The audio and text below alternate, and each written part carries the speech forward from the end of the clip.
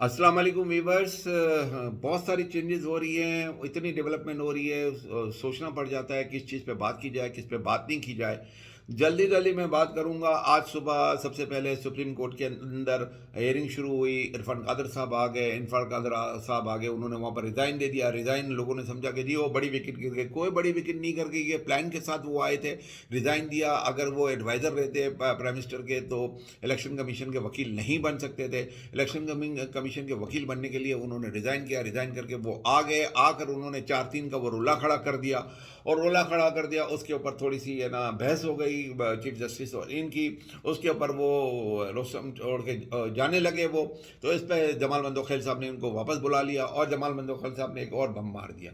एक और बम मार दिया कि जी वो कल जो मैंने स्टेटमेंट दी है कि जी अंदरूनी मामला है, लेकिन मैं अपने उसके ऊपर है ना बयान के ऊपर कायम हूँ। वो 4-3 का फैसला था, हालांकि ये 4-3 का फैसला नहीं था ये। और ड्यूरिंग प्रोसीडिंग है ना, उसके बाद है ना जस्टिस मुनीब अख्तर ने इस बात को बड़ा क्लियर कह दिया कि दिस ऑर्डर वाज 3-2 और 3-2 का ऑर्डर था। और इसको है ना सेकंड है ना इलेक्शन कमीशन ने भी कर दिया, क्योंकि इलेक्शन कमीशन के वकील से जब पूछा गया कि आप बताओ कि आपने इलेक्शन की डेट कैसे दे दी, तो इन्होंने कहा कि जी वो जो फैसला आया था वो 3-2 का फैसला आया था और हमें है ना सुप्रीम कोर्ट का ऑर्डर था, उसी ऑर्डर के ऊपर हमने है ना इलेक्शन की डेट दी।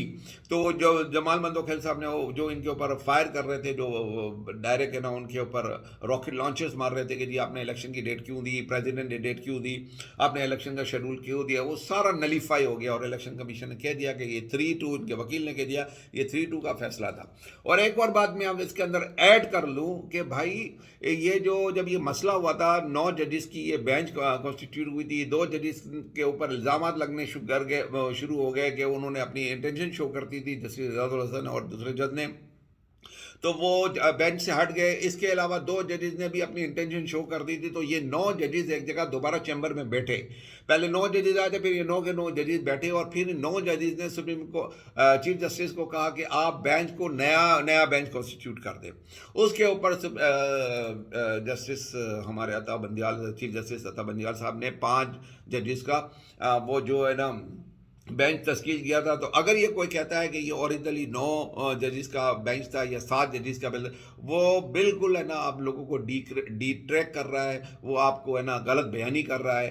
और है ना ये 5 जजेस का ही बेंच था। और उस 5 जजेस के जज में जो ऑर्डर हुआ आया, वो सबसे पहले ऑर्डर में यही लिखा गया है कि इट इज़ अ 3-2 वर्डिक्ट और इसके ऊपर है ना इलेक्शन कमीशन को डेट देने को कहा गया था।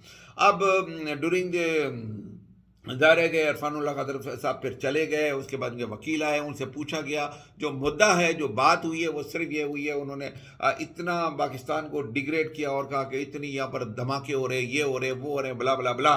मैं उसके ऊपर नहीं जाऊँगा। इन्होंने पाकिस्तान की बिल्कुल ऐसा कर दिया कि हम है ना पाकिस्तान में नहीं रह रहे, वो सोमालिया के अंदर रह रहे हैं, ठीक है ना। और है ना वो जो हम बिल्कुल डाकुओं की बस्ती में रह रहे हैं या कच्चे के इलाके में रह रहे हैं। बहरहाल इलेक्शन कमीशन के वकील ने जितना बुरा पाकिस्तान को बनाना था बना दिया। लेकिन उन्होंने फिर है ना यही बात पूछी कि जी है ना आप ये बताएं, आप उन बातों को छोड़े कि अगर ये सारी चीज़ें हुई तो कच्चे में हर साल ऑपरेशन होता है। फिर उन्होंने कहा कि इतने 1990 के अंदर इतने धमाके हुए, फिर भी इलेक्शंस हुए। अब ईरान के अंदर है ना इतना कर्फ्यू लगा, वो सब कुछ लगा, धमाके हुए, इतनी इंसर्जेंसी हुई, फिर भी इलेक्शन हुआ। टर्की के अंदर जलजला आया, फिर भी इलेक्शन हो रहा है। तो बात यह है कि जज साहब है ना ये इलेक्शन कमीशन की जो प्ली थी उससे एग्री नहीं हुए। उल्टा इन्होंने कहा कि जी आपका क्या प्रॉब्लम है, आप हमारे पास क्यों नहीं आए। आपका प्रॉब्लम ये है कि आपको है ना आपको सिक्योरिटी पर्सनल नहीं मिले, आपका प्रॉब्लम ये है कि आपको फाइनेंस नहीं मिले। आप इन्होंने नोटिस कर दिए हैं डिफेंस सेक्रेटरी को और है ना फाइनेंस सेक्रेटरी को कि आए बताएं। इसके अंदर मैं आपको एक चीज़ बता दूं। पहली तो बात मैं आपको बता दूं फाइनेंस के हिसाब से कि इलेक्शन कमीशन ने कहा कि जी हमें 20 अरब रुपए चाहिए। 20 अरब रुपए में से 5 अरब इनके पास हैं। इसका मतलब है कि इनको सिर्फ 5 अरब रुपए 15 अरब रुपए चाहिए। 15 अरब रुपए की भी है ना मैं आपको 2 बातें बता देता हूं। पहली बात बता देता हूं कि जुलाई 2021 से लेकर मार्च 2022 तक, सॉरी, जुलाई 2022 से लेकर मार्च 2023 तक गवर्नमेंट ने जो बैंकों से बोरोइंग किया है वो 2.6 ट्रिलियन रुपीस है ना, वो है ना उन्होंने कर्ज लिया है। यानी 2600 अरब रुपया इन्होंने कर्जा ले लिया। हमारे मुल्क का कर्जे में बेशुमार इजाफा कर दिया, बेड़ागर्द कर दिया। اب اس 2600 ارب روپے میں سے ان کا جو 15 ارب روپے ہے میرے حساب سے وہ 0.001% بھی نہیں بنتا ہے، لیکن یہ 15 ارب روپے دینے کے لیے تیار نہیں ہے۔ دوسری بات میں آپ کو اس میں بتا دوں کہ جو انہوں نے آرمی پرسنل اور سیکورٹی پرسنل مانگے ہیں، ان کو آئی ایس ڈیوٹی کے اوپر یا الیکشن ڈیوٹیز کے اوپر ایکسٹرا پر ڈے ہے نا ان کو ڈی اے ملتا ہے ڈیلی الاؤنس کے حساب سے۔ فوج کے اگر چیف ایک بیان دے دے، ایک ہے نا وہ آرڈر کر دے کہ جی اس دفعہ ہم ڈیلی الاؤنس جو ہے نا وہ ہم نہیں لیں گے، کنوینس الاؤنس ہم نہیں لیں گے، تو ٹرانسپورٹیشن الاؤنس نہیں لیں گے، ٹی اے ڈی ہم نہیں لیں گے، تو جو فوج کا جو بل بنے گا وہ 6-7 ارب روپے کا جو بنے گا وہ نہیں بنے گا۔ تو پہلی تو بات ہے کہ یہ انہوں نے اتنا قرضہ لیا ہے، وہ بینکوں سے جب اتنا قرضہ لے سکتے ہیں تو دے سکتے ہیں، گورنمنٹ کے پاس پیسے ہیں 15 ارب روپے کا۔ دوسری بات ہے اگر ان کو بہت ہی ضروری ہے تو chief of the army staff یہ کہہ سکتے ہیں، ٹھیک ہے۔ اب چیف آف آرمی اسٹاف کی بات نکل آئی ہے تو میں آپ بولتا ہوں شاید مطلع کا پارٹ 3 بھی آ گیا، جس کے اندر ہے نا باجوہ صاحب نے اور زیادہ انکشافات کر دیے دو کہ جب باجوہ صاحب ابھی ہے نا اس انٹرویو سے کہہ رہے کہ یہ میں نے انٹرویو نہیں دیا ہے، اور ظاہر ہے خسیانی بلی کھمبا نوچے والی بات ہے، لیکن اس کے اندر انہوں نے یہ کہا ہے کہ جو اقامہ جو نواز شریف کے بارے میں جو پاناما کیس کے اوپر جب یہ بتا رہے کہ جی شاید خان عباسی اور یہ سب آ گئے تھے اور ہم سے کہا تھا کہ ہم کو بچا لو، نواز شریف کو بچا لو، تو اس پر ہے نا باجوہ صاحب نے کہا تھا کہ جی ہے نا وہ بی بی جو ہے مریم نواز وہ تو ہمارے خلاف بول رہی ہے اور آپ ہم کو کہہ رہے کہ ہم پناہ میں بچائے، لیکن نواز شریف کے بارے میں وہ کہتے تھے کہ انہوں نے پارلیمنٹ کے اندر کہا، انہوں نے پھر اپنے جلسے کی تقریر میں کہا کہ جی ہے نا میرے اس فلیٹ سے کوئی تعلق نہیں ہے، اور یہ مطلب فلیٹ سے تعلق ہے، اور ہے نا وہ کہہ رہے کہ جی ہم نے اپنی حلال کی رقم سے بنائی اور یہ ہمارے ذرائع ہیں اور یہ سب کچھ بتایا، پلس انہوں نے کورٹ کے اندر بھی انہوں نے اس بات کو اسٹیٹمنٹ لکھ کر ایفیڈیوٹ پہ دیا تھا کہ یہ فلیٹ ہمارے، تو اس لیے ان کو بچانا مشکل ہو گیا تھا، صرف اقامہ کا مسئلہ نہیں تھا۔ دوسری بات یہ ہے کہ میں آپ کو بتاؤں کہ اقامہ کے بارے میں بھی ہے نا جنرل باجوہ صاحب نے یہ بتایا بقول شاہد مطلع کے کہ وہ جو اقامہ جو ہے جنرل عاصم منیر لے کر آئے تھے، اس وقت وہ ایم آئی میں تھے، he was not D G I S I, تو وہ ایم آئی میں تھے اور انہوں نے یہ نا اقامہ گئے تھے، یو اے ای گئے تھے اور خود اقامہ لے کر آ گئے تھے۔ بہرحال تو یہ بات بیچ میں آ گئی تو یہ میں آپ کو بتانی تھی، اور آخر میں آپ کو بتا دوں کہ انہوں نے جو کورٹ ایڈجنٹ ہو گئی ہے، نوٹسز ان کو ایشو ہو گئے ہیں، جو 3-4 کا ایشو ہے وہ ختم ہو گیا ہے۔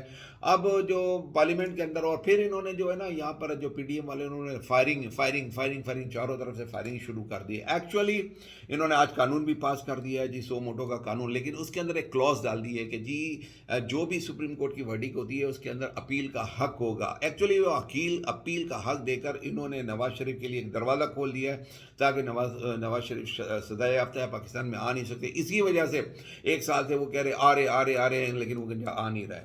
وجہ یہی ہے کہ وہ آتے تو گرفتار ہو جاتا ہے اور اس کے لیے پھر کوئی آپشن نہیں ہے۔ اب اپیل کا حق کا ہے نا انہوں نے قانون پاس کیا ہے، 15-20 دن کے اندر قانون پاس ہو جائے گا، اس کے بعد نواز شریف کی وہ جو ہے نا وہ آ جائے گی۔ تو یہ سارا پلان تھا جو ججز کو انہوں نے نا آڈیوز نکالی مینیپولیٹڈ کر کے کسی بھی طریقے سے، اور نہ مریم نواز نے اتنی بڑی کیمپین کی ججز کے بعد، اس کے بعد پارلیمنٹ کے اندر ہے نا وہ جسٹس نثار اور پھر سارے ججز کے بارے میں الٹے سیدھی تصویریں لگائی، اور پھر خوب جس کے دل میں جو آیا سوشل میڈیا کے اوپر ججز کو بولا، انڈر پریشر کیا اور یہ قانون لے کر آ گئے، ان کے لیے راستہ کھول گیا۔ میں آپ کو بتاؤں کہ یہ ایسا ہی ہے جیسے فٹ بال کے میچ میں جب پلنٹی کک ہوتی ہے تو پلنٹی شوٹر جب جا رہا ہوتا ہے نا تو وہ بھاگتے ہوئے آتا ہے، وہ سمجھتا ہے کہ اس کونے پہ مارے گا، لیکن گول وہ اس طرف لات سے وہ بال اس کونے میں پھینک دیتا ہے اور ڈاج کر دیتا ہے گول کیپر کو۔ اسی طرح پی ٹی آئی کو جو نون لیگ نے یہ ڈاج کیا ہے، ایکچولی جو ہوا ہے وہ یہی ہے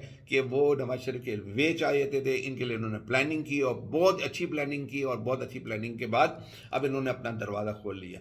یا اس کے بعد میں آپ کو بتاؤں جب یہ پلاننگ کی بات ہو رہی ہے اور پارلیمنٹ کی بات ہو رہی ہے تو وہاں پر رانا تنویر نے عمران خان صاحب کو گالی دے دی ہے، حرامی کہہ دیا ہے، اور بشرا بی بی کے بارے میں بھی کافی نازیباں لفظ استعمال ہوئے ہیں۔ میں اس کے بارے میں بات نہیں کرنا چاہتا، لیکن میں آپ سب کو ایک مسلمان ایک بات کر دوں کہ اللہ پاک ہے نا 2 گناہ جو ہے نا وہ کبھی معاف نہیں کرتا، ایک شرک اور ایک بہتان۔ شرک تو وہ ہے کہ اللہ کے پاس کسی نے شریک کر دیا، اور بہتان وہ ہے کہ کسی کے اوپر آپ نے وہ الزام لگا دیا جو وہ چیز نہیں ہے اس میں، اور اس کو اللہ پاک کسی بھی صورت میں معاف نہیں کرے گا۔ जब तक वो बंदा खुद माफ़ ना करे। लेकिन हम क्या करते हैं सोशल मीडिया पे इधर-उधर ऐसे इल्ज़ामात इधर-उधर जो भी है सुनी-सुनाई बातों को फॉरवर्ड कर देते हैं और हम इल्ज़ाम लगा देते हैं किसी भी पाकबाज़ औरत को, किसी पे मरीम नवाज़ के ऊपर भी इल्ज़ाम लगते हैं, बिलावल पे भी, इसके भी, उसके भी।